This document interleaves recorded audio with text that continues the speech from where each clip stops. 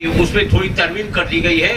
हमारे माननीय अध्यक्ष जी जो आपके इसी फरीदा के रहने वाले हैं, लखनऊ में रहते हैं, माननीय आनंद वर्धन सिंह साहब बड़े लेखक हैं, पत्रकार हैं।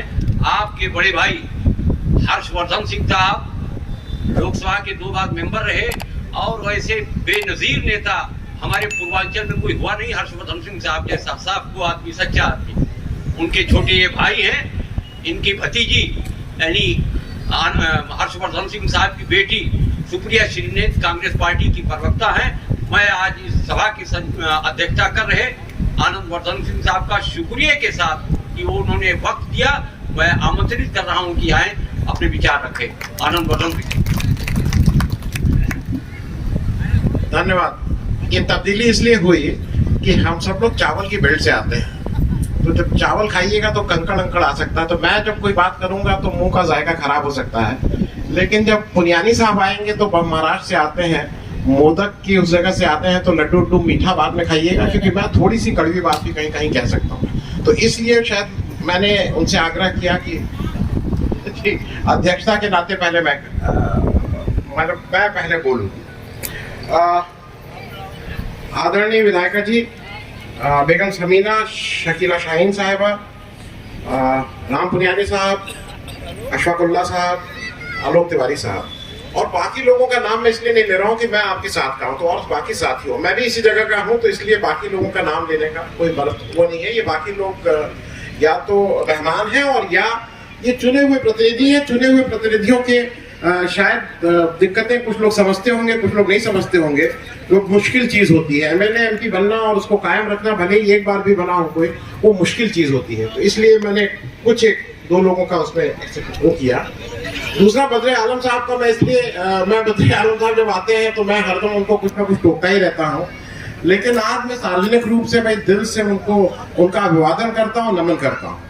और मैं ये इसलिए कह रहा हूँ कि चौधरी साहब आपने जब ये कहा कि यहाँ आपको शिकायत है, मुझे हिंदुस्तान में आप किसी भी जगह सरकारी जलसा छोड़ दीजिए, मेरा दावा है कि अगर भगत सिंह के नाम पे इसके एक 10वां हिस्सा भी लोग भगत सिंह के नाम पे बैठ जाएं तो मैं उस दिन से अपनी पत्रकारिता छोड़ दूं। तो मैं ये बात इसलिए कह रहा हूं कि मुझे फक्र होता है, मुझे गर्व है इस धरती पे कि मैं भी इसी का हिस्सा हूं कि यहाँ भगत सिंह के नाम पे लोग आज सुनने को बैठे हैं, और ये मेरे लिए बड़ी बात है। और एक चीज और जान लीजिए, मेरी जो बिरादरी है, मैं जिससे आता हूं, मैं समाजवादी खानदान से आता हूं, आप 2 लोग भी बैठे रहेंगे तब भी हम उतना ही बोलेंगे। और अगर आप मैं ये बात इसलिए कह दे रहा हूं कि भगत सिंह की बात है तो राम पुनियानी साहब भी ऐसे हैं कि आप 4 लोग भी बैठे रहेंगे तो अपनी बात पूरी सुनाएंगे। अब ये आपके ऊपर है कि आप कितना सुनना चाहते हैं। मैं भगत सिंह की बात इस जगह से शुरू कर रहा हूं कि वो थोड़ी आजकल है ना कि वो मेरा तुम्हारा, मैं हिंदू तुम मुसलमान, मैं बड़े जात तुम छोटी जात, वो मेरी जात से आते थे। जात जब मैं बोल रहा हूं तो मैं पत्रकार बिरादरी की बात बोल रहा हूं। ये आप लोगों में से मालूम नहीं कितने लोगों को हो कि भगत सिंह का जो पहला पेशा था वो पत्रकारिता था। 4 पत्रकार और एक ऐसा आदमी जो 4 भाषाओं में लिख सकता था, पढ़ सकता था, बोल सकता था, हिंदी, गुरमुखी, अंग्रेजी और उर्दू। ये 4 भाषाओं में बोल सकता था, लिख सकता था, पढ़ सकता था। उनकी पहली जो नौकरी थी वो प्रताप, और जिसका हम लोगों को फक्र है कि उत्तर प्रदेश में पहली नौकरी कानपुर में उन्होंने प्रताप, जो एक गणेश शंकर विद्यार्थी का बहुत प्रतिष्ठित अखबार था, हम लोगों के लिए जो पत्रकार हैं उनके लिए गणेश शंकर विद्यार्थी और प्रताप कुछ एक धार्मिक ग्रंथ जैसे हैं, और वो बड़े लोग हैं। अर्जुन, उसके बाद उन्होंने अर्जुन के लिए काम किया, फिर अकाली के लिए लेख लिखते थे उर्दू में, कीर्ति के लिए लेख लिखते थे पंजाबी में। ये मैं बात इसलिए आपसे बता रहा हूं कि कहीं ना कहीं वो पत्रकारिता जब उन्होंने शुरू की, और जो बेगम समीना ने, और बेगम समीना से ज्यादा जो भगत सिंह जी के भतीजे थे, ये भगत सिंह की शहादत दिवस के साथ साथ 2-3 नाम लेना और जरूरी है। वो 2-3 नाम सुखदेव थापर साहब और शिवदत्त राजगुरु और बटुकेश्वर दत्त जी का। बटुकेश्वर दत्त जी का नाम इसलिए नहीं आ पाता है क्योंकि 3 लोगों को फांसी हुई थी। बटुकेश्वर दत्त दिल्ली में जब बम फेंका गया था तो भगत सिंह और बटुकेश्वर दत्त एक साथ थे। बटुकेश्वर दत्त का मुकदमा आसफ अली ने लड़ा था, और भगत सिंह ने कहा था मैं अपने मुकदमे की पैरवी खुद करूंगा। ये स्ट्रेटेजी थी भगत सिंह की। कभी समय मिलेगा तो इस पे लंबी बात करेंगे भगत सिंह की इन बातों पे। और एक चीज और मैं याद दिलाऊंगा, ये सारे लोग जब फांसी का फंदा चूमे थे ना, तो किसी की उम्र 22 साल, किसी की 23 साल।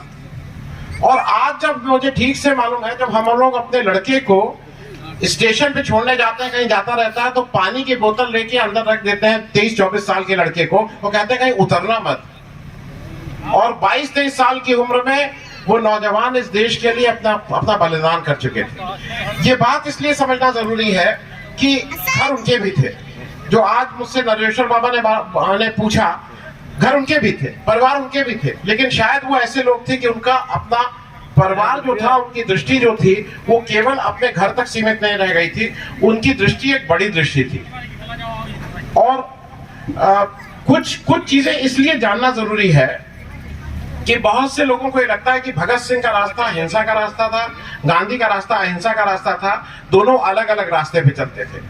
बेगम समीना ने बताया कि जब शुरू में आए तो वो कांग्रेस अधिवेशन भी उन्होंने अटेंड किया था, गांधी जी के साथ भी थे। और एक सबसे बड़ी बात समझ लीजिए, जब वो जेल में थे, मालूम नहीं आप लोगों में से ये बात कितने लोगों को मालूम है, उस समय जो आमरण अनशन उन्होंने किया था, fast and to death, Bhagat Singh का जो आमरण अनशन है वो 112 दिन का वर्ल्ड रिकॉर्ड आज भी है।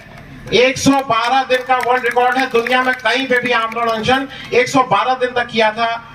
15 जून से शुरू हुआ, 15 जून 1928 से, और खत्म हुआ 4 अक्टूबर को, 5 अक्टूबर को खाना खाया था। इस बीच जतिन दास की वो एक लंबी कहानी है, कभी आप या तो मेरे YouTube चैनल पे भी देख सकते हैं, मैं वैसे भी कभी और अगर वक्त रहा तो उस पर बात करूंगा। और ये मैं इसलिए बात कह रहा हूं, आमरण अनशन किस आदमी का हथियार था, जब आप जरा खुद से पूछ लीजिए। गांधी जी का जो सबसे बड़ा एटम बम था वो आमरण अनशन था। गांधी जी की जब कोई दिक्कत होती थी वो अनशन पे जाते थे। और जब उस जेल के अंदर भगत सिंह को अपनी बात अंग्रेजों तक पहुंचाने की बात थी, तो उन्होंने भी उस गांधी के हथियार का ही इस्तेमाल किया था। एक चीज और जरा समझ लीजिएगा, क्योंकि ये कुछ चीजें जानना समझना जरूरी है। आज हम ये कहते हैं कि उस पार्टी के हैं, हम लोग पार्टी की बात कर रहे हैं, उस पार्टी के हैं। ये माना जाता है कि आप अगर एक विचारधारा के नहीं है तो आप देशद्रोही हैं, ये भी मान लिया जाता है। अगर आप ऐसे रंग के कपड़े पहनते हैं तब भी आप देशद्रोही हैं। ये सारी बातें हो रही हैं। एक ध्यान रखिएगा, भगत सिंह ने जो सैंडर्स को जो मारा था, वो आप लोगों में से किसका बदला ले रहे थे? कुछ अंदाज है किसका बदला ले रहे थे? लाला लाजपत राय। आप लोगों को, और ये सब मैं जब सारी बातें कह रहा हूं, ये लिखित बातें हैं। आप चाहिए तो मुझसे संपर्क कर लीजिएगा, मैं आपको किताबों के नाम दे दूंगा। चाहिए तो खुद गूगल कर लीजिएगा, आपको खुद मिल जाएगा। लाला लाजपत राय के घर पे भगत सिंह और सुखदेव की एंट्री बैन थी, उनका आना मना था, क्योंकि लाला लाजपत राय का कहना था कि तुम लोग हिंसा की बात करते हो। और उनका लेख है, भगत सिंह ने खुद कीर्ति में लिखा है कि लाला लाजपत राय कहते थे कि तुम लोग दूध के उबाल की तरह हो, इतना उबलोगे और फिर तुरंत बैठ जाओगे, तो तुम लोगों के साथ भाई कुछ मामला लंबा नहीं चल सकता है। एंट्री बैन थी। लेकिन जब साइमन कमीशन के उसमें लाला लाजपत राय के ऊपर लाठी चली और उससे उनकी मौत हुई, तो ना पार्टी बीच में आई, ना विचारधारा बीच में आई। भगत सिंह को लगा कि ये देश की इज्जत की बात है, और उस समय जो बदला लिया गया था वो उस लाला लाजपत राय के लिए लिया गया था जिनसे वो विचारधारा के रूप में बिल्कुल अलग अलग थे। आज हम लोग ये कहते हैं नहीं वो विचारधारा है तो उसके साथ क्यों चले। ये बातें मैं इसलिए कह रहा हूं कि ये आपको समझना जरूरी है। एक चीज और समझ लीजिए, एक चीज ये समझ लीजिए कि ये जो लोग थे आजादी के दीवाने, ये किस उम्र के लोग थे। क्योंकि आज ये जब हम बड़े हो गए ना, ये होता है कि अरे अभी उसका तो आप उसको मत कहिए, उसकी नौकरी अभी बाकी है, अभी उसका घर द्वार है। आपको अंदाज है जब ये लाहौर षड्यंत्र हुआ जिसमें 25 लोग उसमें मुलजिम बनाए गए थे, उसमें से 7 लोग सरकारी गवाह बन गए थे, और उस सरकारी गवाह में एक साहब जयगोपाल थे। ये बात मैं इसलिए बता रहा हूं कि समझिए, याद रखिएगा। जयगोपाल का जब एक दिन अदालत में आए तो जयगोपाल साहब सरकारी गवाह बन गए थे, उनको पता था कि उनको वो मिल जाएगी। 18 लोग इधर थे जिसमें भगत सिंह, सुखदेव, शिव वर्मा, ये सब लोग थे। तो जयगोपाल अपनी मूछें ऐंठते हुए आए। उनको लगा कि अब ये मूछें ऐंठ रहे थे, और वहां 3 जज हाईकोर्ट के थे, 2 अंग्रेज और एक हिंदी के जज। 3 जज हाईकोर्ट के थे। उसमें एक क्रांतिकारी था प्रेमनाथ, उम्र 15 साल, लाहौर षड्यंत्र का अभियुक्त। आज 18 साल की कम उम्र में लोग इस देश के कानून में रेप करके, मर्डर करके छुट्टी मिल जाती है। 3 साल बाद उनको कह दिया जाता है कि नहीं, ये जुवेनाइल है, ये छोटा है, इसको छोड़ दिया जाए। 15 साल के उस लड़के ने उस जज के सामने अपनी चप्पल निकाल के उस जयगोपाल की पिटाई की, और उसके बाद हथकड़ी लगाने का काम हुआ था। ये मैं इसलिए बता रहा हूं कि ये उम्र का इससे कोई नाता नहीं है। देश प्रेम और ये सब चीजें या तो आप में है या नहीं है, इसका कोई उम्र से नाता नहीं है। मैं एक दो चीजें और इसलिए कहना चाह रहा हूं कि 2 बातें कह के खत्म करूंगा। सब लोग राम पुनियानी साहब को सुनना चाहते हैं, ये मैं समझता हूं। भगत सिंह का जब 23 मार्च को ये तय हो गया कि 24 की जगह 23 मार्च को फांसी होगी, सुबह उनके जो जेलर थे उन्होंने कहा कि भाई आज फांसी है। तो आपको पता है भगत सिंह ने अपनी आखिरी इच्छा क्या की? बेबे नाम का जो जमादार था, जो जात से मुसलमान था, जो धर्म से मुसलमान था, काम से जमादार था, मेहतर था, भगत सिंह उसको बुलाया और बेबे से कहा कि बेबे अगर आज तुम्हारे हाथ का खाना खा लेता तो मेरी बहुत इच्छा है कि तुम अपने घर से खाना बना के लो। बेबे को लगा कि मालूम नहीं, कहने लगे कि आज आज आखिरी रात है, कल सुबह तो फांसी है। उन्होंने नहीं, तुम भी लेके आओ। हालांकि वो भगत सिंह की हसरत पूरी नहीं हो पाई। बेबी अपने घर से जब खाना बना के लेके 5 बजे आता है तो वो फांसी बजाय सुबह के रात में ही दे जाने का ऐलान हो गया था। ये अंदर नहीं जा पाया था। और ये मैं बातें इसलिए कह रहा हूं कि सब डॉक्यूमेंटेड है, ये सब किताब में है। एक बात और जान लीजिएगा, और ये मैं इस एक खास वजह से कह रहा हूं। आज जब कहा जाता है कि नहीं, एक बहुत बड़े हमारे स्वतंत्रता संग्राम सेनानी, मैं नाम किसी का नहीं लूंगा, किसी ने कहा है कि भाई ये पॉलिटिकल मंच नहीं है, जिनके बारे में कहा जाता है कि माफी मांगना एक बड़े आंदोलन की स्ट्रेटजी है। ठीक है, ये कहा जाता है कि अगर माफी मांग के वजीफा ले लेना इस बड़े आंदोलन की स्ट्रेटजी है।